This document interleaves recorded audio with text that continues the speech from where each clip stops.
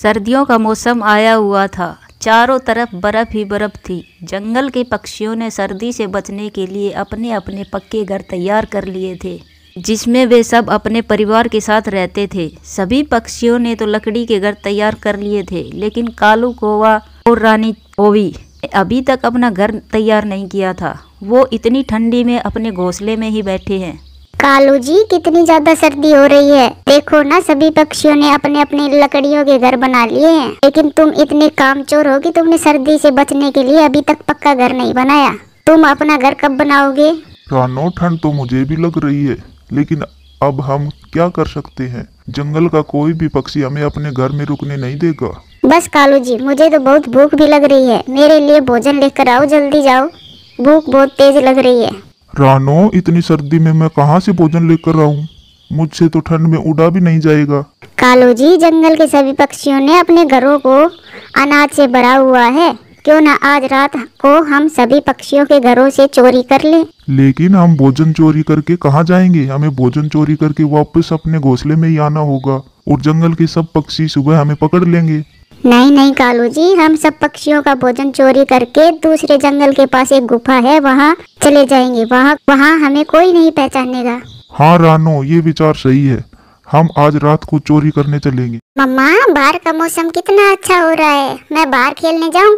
नहीं बेटा, बाहर बहुत सर्दी है, तुम बाहर नहीं जा सकते हो। तुम घर में ही खेलो, बाहर जाओगे तो बीमार पड़ जाओगे। टूनी चिड़िया ने भी अपने घर को भोजन से भरा हुआ था, क्योंकि टूनी चिड़िया को पता था कि सर्दी के मौसम में भोजन की तलाश करना कितना मुश्किल होता है। जंगल में रात हो जाती है, सभी पक्षी अपने अपने घरों में सो जाते हैं। रानो, अच्छा हुआ तुमने ये लकड़ियाँ जला ली, अब ठंड थोड़ी कम लग रही है। कालू जी, सर्दी को छोड़ो, रात हो गई है, जंगल के सभी पक्षी भी सो गए होंगे। चलो पक्षियों के घरों में जाते हैं और उनका सारा भोजन चोरी कर लेते हैं। और फिर कालू कौवा व रानो को भी पक्षियों के घरों में चोरी करने चले जाते हैं। फिर कुछ देर के बाद कालू कौवा और रानी कौवी सभी का अनाज चोरी करके अपने घोंसले में ले आते हैं। रानो, ये तीनों पोटली अनाज से भरी हुई है। हाँ चलो चलो कालू जी, 2 पोटली तुम उठा लो, 1 पोटली मैं उठा लेती हूँ, जल्दी चलो, वहाँ कोई भी पक्षी हमें ढूंढ नहीं पाएगा। फिर कालू कौवा व रानो कौवी जंगल की पास वाली गुफा में चले जाते हैं। रानो, इस गुफा में तो काफी ज्यादा अंधेरा है, मुझे तो कुछ दिखाई नहीं दे रहा। चलो मैं लकड़ियाँ जलाता हूँ। फिर कालू लकड़ियाँ जला लेता है और थोड़ी रोशनी हो जाती है। रानो, चलो हम यहीं पर सो जाते हैं, कल हम अपना नया घोंसला बनाएंगे। फिर रानो व कालू वहीं पर सो जाते हैं। अगली सुबह हो जाती है। जब जंगल के सब पक्षी उठते हैं तो देखते हैं कि सभी का भोजन चोरी हो गया है। अरे, मेरा भोजन किसने चुरा लिया? मैंने कितनी मुश्किल से इकट्ठा किया था, अब मैं क्या खाऊंगा? अरे बाप रे, मेरा भोजन लगता है किसी पक्षी ने चुरा लिया है। अब हम क्या खाएंगे? मेरी बेटी भूखी रहेगी। जंगल के सभी पक्षी परेशान हो जाते हैं। वहीं दूसरी तरफ कालू कौवा और रानी कौवी सोकर उठते हैं तो वो देखते हैं उस गुफा में तो एक चील होती है। वो चील कालू कौवा व रानी कौवी को घूर घूर कर देख रही थी। चील बहन, आप इस गुफा में क्यों आई हो? इस गुफा में तो मैं और मेरी पत्नी ही रहते हैं, आप यहाँ से चली जाओ। पागल कौवे, इस गुफा में तो मैं कई सालों से रह रही हूँ और आज तुम दोनों इस गुफा में रहने के लिए आए हो। मैं तुम दोनों को नहीं छोड़ूंगी। वैसे भी सर्दियों का मौसम चल रहा है, मैंने कई दिनों से किसी पक्षी का मांस नहीं खाया है। चील बहन, आप हमें छोड़ दो। अगर आप हमें छोड़ दोगी तो बदले में आपको ढेर सारे पक्षियों का मांस खाने को मिलेगा। मैं तुम दोनों को छोड़ दूंगी तो मुझे ढेर सारे पक्षियों का मांस कैसे खाने को मिलेगा?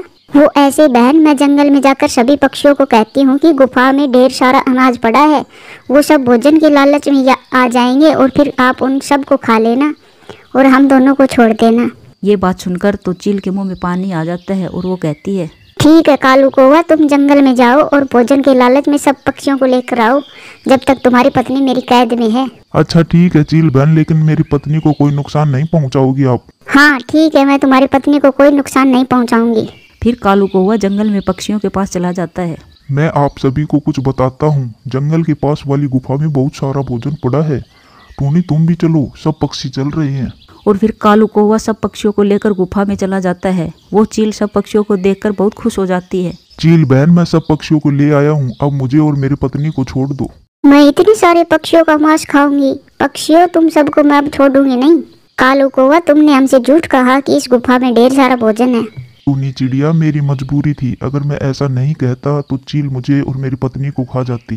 चील बहन, मेरे 2 बच्चे घर पर हैं, उनको तो मैं लेकर आई नहीं। अगर उनको लाती तो तुम उनको भी खा लेती। ये आपके 2 बच्चे भी खाने हैं। जाओ कबूतरी जाओ, जल्दी से अपने बच्चों को लेकर आओ। लेकिन चील बहन, अगर मैं गई और वापस नहीं आई तो आपका तो एक शिकार कम हो जाएगा ना। इसलिए चील बहन, आप भी मेरे साथ ही चलो। ठीक है कबूतरी, मैं भी चलती हूँ। और फिर चील व बबली कबूतरी गुफा के बाहर जाती है और वो चील बड़े से पत्थर से गुफा को बंद कर देती है। फिर वो बबली कबूतरी चील को लेकर अपने घर की तरफ चली जाती है। आओ, अपने दोनों बच्चों को लेकर आओ। चील बहन, अगर मैं घर के अंदर गई और दरवाजा अंदर से बंद कर लिया तो आप मुझे नहीं खा पाओगी। इसलिए आप मेरे घर के अंदर जाओ और मेरे दोनों बच्चों को लेकर आओ। मैं बाहर ही खड़ी हूँ। ठीक है, मैं तुम्हारे बच्चों को लेकर आती हूँ। वो चील घर के अंदर चली जाती है और चील के अंदर जाते ही बबली कबूतरी घर का दरवाजा बाहर से बंद कर देती है और वो चील घर के अंदर कैद हो जाती है। कबूतरी, इस घर में तो तुम्हारा एक भी बच्चा नहीं है। तुम झूठ कह रही थी। हाँ चील, मेरा एक भी बच्चा नहीं है। मैंने तुम्हें मूर्ख बनाया है और आप कैद हो गई। इस घर से बाहर कभी नहीं निकल पाओगी। उस कबूतरी ने चील को मूर्ख बनाकर हमेशा के लिए कैद कर लिया था। और फिर वो बबली कबूतरी गुफा से सभी पक्षियों को बताती है कि कैसे चील को मूर्ख बनाकर कैद कर लिया है। बबली, तुमने तो कमाल ही कर दिया, हम सब की जान बचाकर। सब पक्षियों की नहीं, कालू कौवा और रानी कौवे की नहीं बचाई। इन दोनों को तो सजा मिलनी चाहिए, कड़ी से कड़ी सजा मिलनी चाहिए। वो सब पक्षी गुफा के बाहर आते हैं और गुफा के दरवाजे में बड़ा सा पत्थर लगा देते हैं और कालू कौवा व रानी कौवी गुफा में ही कैद रहते हैं। बबली, तुम मेरे साथ रहना, तुम्हारे घर में तो चील कैद है। ठीक है टूनी चिड़िया, मैं आपके साथ रह लूंगी। और फिर सब खुशी खुशी रहने लगते हैं। वीडियो अच्छी लगे तो लाइक करें, शेयर करें, कमेंट्स करें और चैनल को सब्सक्राइब करें।